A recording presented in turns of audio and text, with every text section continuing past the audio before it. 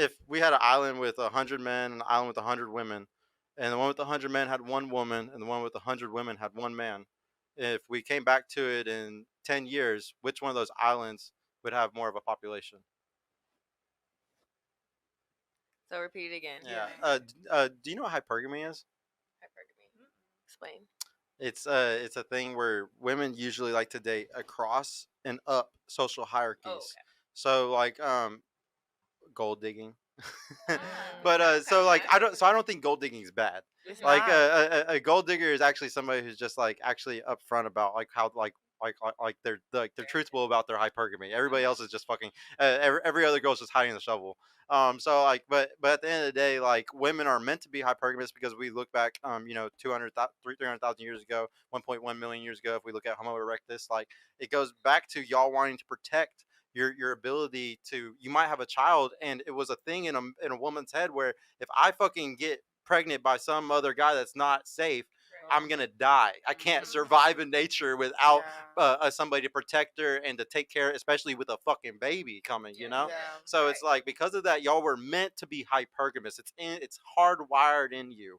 There's nothing wrong with it, but you need to sometimes want to understand these things, because if you sit there and you try to do, I was gonna bring up in a second, like build a man, where you try to be with a guy that makes the same income you or something like that, you might end up shooting yourself in the foot, because like one of the big things I like to talk about is that there's a trauma cycle that a lot of women are on today, where I'm not saying everybody is, but most women are on a cycle where they lost their first love, and when they did that, they gave everything to that man. They put all their chips in. They were really really down for him, and when they lost that guy because he was possibly too young and he wasn't ready for it, she was devastated, and she says, you know what, I'm never going to do this again. I'm never going to give it 1,000% again, because it fucking hurts whenever it's over. So a lot of women end up doing the build a man thing. They end up trying to find a guy that's 50. I'm not pointing fingers saying it to you at all, but they'll do the 50-50 thing, or like they'll try to do stuff like that. It ends up biting them in the ass because those relationships never work. You need a relationship where you're able to fully give yourself to somebody and fully trust in them like that. But that's very hard to find today. When I said the income range, one thing about me, I'm not a 50-50 person. Me personally, culturally, it's not in my culture. Oh yeah, it's Yeah. definitely not Nigerian at all. Yeah. So I don't do the 50-50 thing. I will, pay some bills here and there, but 50-50 is not my thing. But as my age right now, I will say if I'm dating within my age range, I have to be realistic. People my age aren't making that much. Do you want to date within your age range? That's a difficult question to I know. answer. I can already tell that it hasn't worked out for you. Yeah, it hasn't, but being realistic, like I've dated people who are older and they're not trying to There's date. definitely fuckboys that are older too. Yeah, it goes both ways. Yeah. So it goes like I'm just I will tell you 1,000% though that you're way better off going older. And I tried it's just older hard. and then found out he had a wife, so it didn't work out. See, this all goes back to discernment. So what's going on today a lot with, especially with women, young women, y'all are having a hard time discerning. This is why for thousands of years, fathers, uncles, brothers were there to help y'all. One of the biggest reasons why I started this show is because of women's inability to discern. And like if I can come and show women, what to look for, the red flags that you're already really good at catching. If we can teach women to be good at these things, and like a lot of people don't like it when I say this, but if women keep their legs closed, men have to work harder. If we have an epidemic of men being simps, being losers, being shitty men, how do we make them better? Yeah. We have to make it harder for them to get these things that they want really bad. It's bad enough that there's porn and there's all this stuff that makes it this easy route for them to get all these dopamine hits.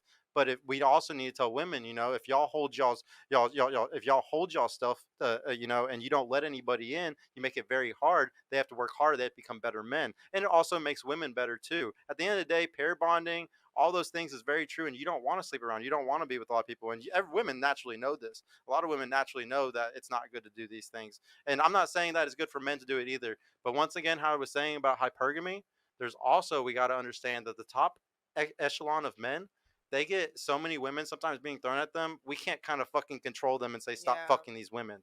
Now, like I could sit here and say all day, guys, y'all shouldn't do this stuff, and here's why you shouldn't and stuff. But there's still always going to be those alpha men that are making so much money. They're so attractive, basketball players. Think about it, they're so, the women are throwing themselves at them. I've literally, like, ladies, I'm not even like up there, and I've even experienced this before. And if guys like me at my number are experiencing it, bro, I can't imagine what those guys are experiencing. I can't imagine it.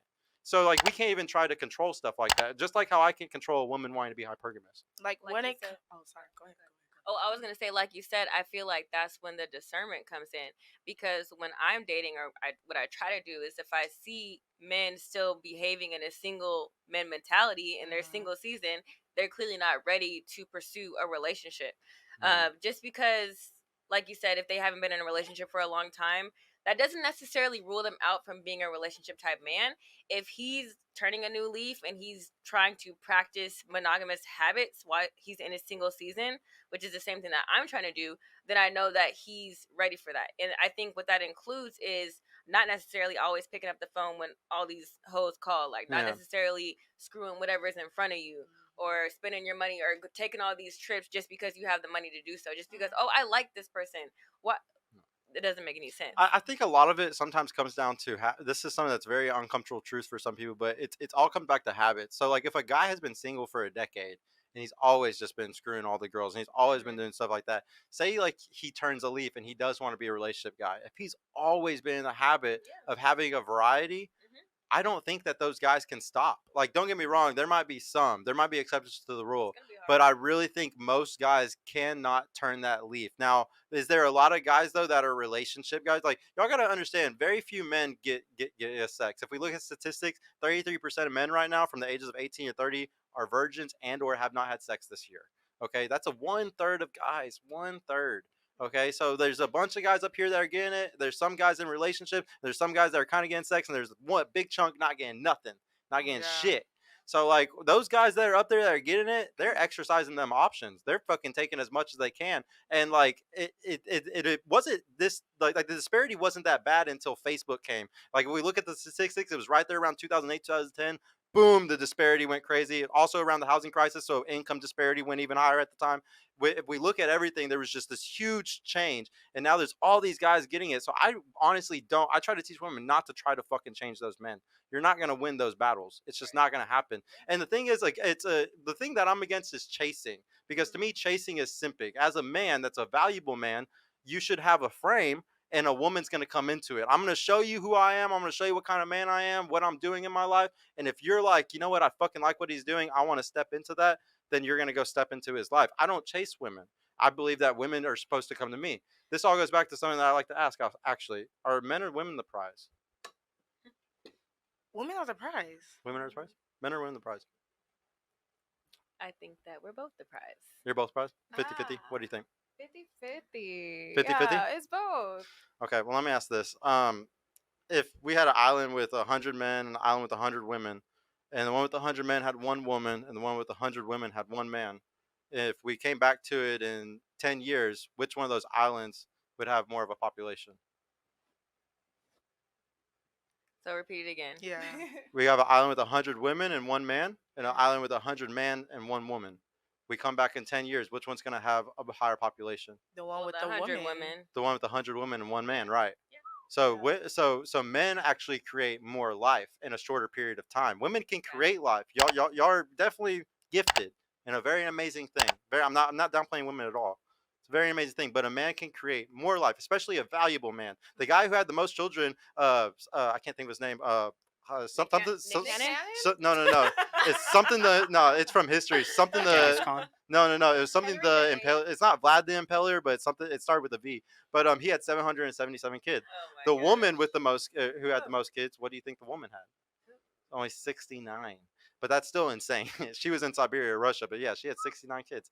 But yeah, so men can create way more life, especially if he's a valuable man. Also, whenever you're in whenever relationships start and stuff, who's usually starting a relationship? Who puts the ring on your finger? Who proposes? It's always the man. So in reality, like the woman is working to get the relationship, because y'all give out sex. Like we can't get sex unless y'all say so, but we're the gatekeepers of relationships. So if y'all are in a relationship, you have to do whatever it takes to get the man. If you want the ring, you got to do whatever it takes to get the man, to get the ring.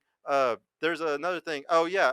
So if we look at society, we don't even need I mean, we do need like feminine traits, but like we need masculine traits. There's a reason why there's so many women that are hyper masculine, because it's a need. There's a need for masculinity in society. Absolutely needed for all types of things to be ran correctly. Masculinity is absolute need. So once again, men are the prize. We need masculinity in society. It's not as simple as like there's a reason why there's so many things. There's so many women that are hyper masculine today, because we always will need masculinity. So because of all those things, when we look at it, men are really the prize at the end of the day. But it's not all men. Once again, most men aren't shit. But the men that y'all want, usually the men that women get digmatized by, they're like they really like a lot. It's usually a guy that's valuable, that's of a certain caliber. And so in that case, he's the prize, and you have to step into a certain light to get that guy. A lot of women don't like to act like a wifey while dating and stuff like that. Well, shit, you kind of need to for those guys. Like you have to provide value, especially if you give up sex quickly. You have to differentiate. You have to be different from all the other women that are doing the same thing to him. So you have to cook, you have to clean, you have to do certain things to make it. You have to ask them, "Do you need help with your business or something?" Like you have to be different from all the other women. Otherwise, you can't just give them pussy.